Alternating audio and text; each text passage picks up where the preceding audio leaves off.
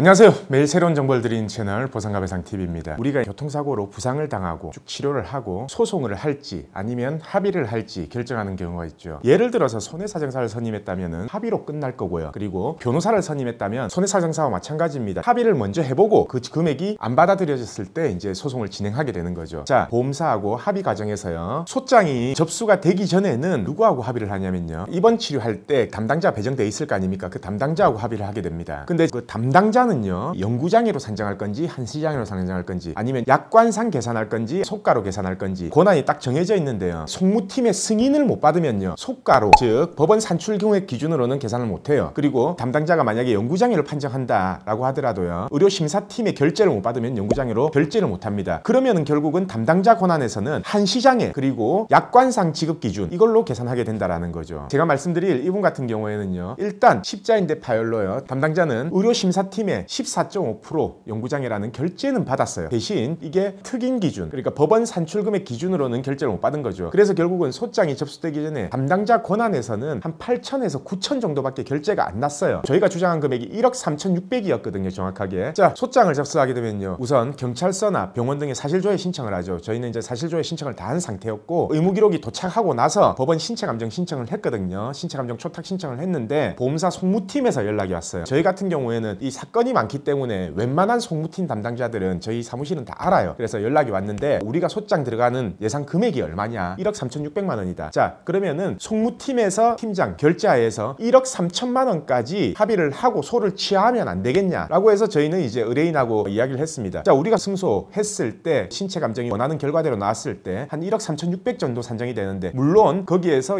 이자하고 변호사 소송 비용까지 더하면은 대략 한 1억 5천 정도 되겠죠. 그 정도 산정되는데 지금 보험사에서는 1억 3천에 합의하자라고 한다. 그래서 의뢰인 의견을 물어봤고요. 의뢰인은 그러면은 1년 정도 시간을 끌지 말고 그냥 1억 3천에 합의하겠다라고 해서 이거는 소장이 접수되고 한 달 정도 지나서 1억 3천이라는 결제금을 받은 거예요. 소장이 접수되기 전에는요. 보험 담당자하고는 8천만 원에서 9천만 원 정도 이야기가 됐는데 소장이 접수가 되고 나니까 송무팀에서는 1억 3천 얘기합니다. 자, 결국 이런 겁니다. 연구장애가 확실하고요. 금액적으로 소송 가서 큰 이변이 없겠다. 물론 14.5% 장애가 안 나오고 9.6% 장애가 나온다면 금액은 떨어질 수 있겠죠. 근데 그 위험성까지 고려한 겁니다. 왜냐? 아무리 9.6% 연구장애가 나온다 하더라도 처음에 보험사가 제시한 8천만 원 이상은 소송에서 받을 수 있기 때문에 그리고 거기에 대한 이자, 변호사 소송 비용은 받을 수 있기 때문에 저희는 그냥 소송 밀고 나가자 제안을 했던 거고 의뢰인 또 그거에 결정을 했고요. 근데 지금 같은 경우에는 보험사가 1억 3천을 제시했다라고 하면 말이 달라지는 거죠. 왜냐? 9.6% 연구장애가 나온다면 그 1억 3천보다는 떨어질 수가 있으니까요. 자, 그래서 이 교통사고가요. 소송이 끝까지 진행돼야 되는 건 아닙니다. 송무팀에서 먼저 연락 와서 금액을 최대한 인정하겠다. 소취하고 합의하고 끝내자라고 하는 경우도 있고 신체 감정 결과가 나오고 나서 판사님이 조정하는 경우가 있습니다. 그래서 모든 사건이 소송이 진행된다고 해서 끝까지 가는 게 아니라 이렇게 빨리 종결될 수도 있다. 그리고 소장을 넣기 전하고 넣은 후하고 금액이 확연하게 달라질 수 있다. 그 점은 우리가 소송을 결정하거나 합의를 한다라고 했을 때 충분히 고려해서 내 손해액이 정확하게 얼마인지 파악을 한 다음에 사건 종결을 하는 게 가장 바람직할 것 같습니다. 자, 오늘 주제는 소송이 끝까지 진행 안 된다 하더라도 중간에 충분히 원하는 금액이 나올 수 있다. 이거에 대해서 말씀을 드렸고요. 내일도 새로운 주제를 가지고 오겠습니다. 오늘 방송 끝까지 봐주신 구독자분들 감사드립니다.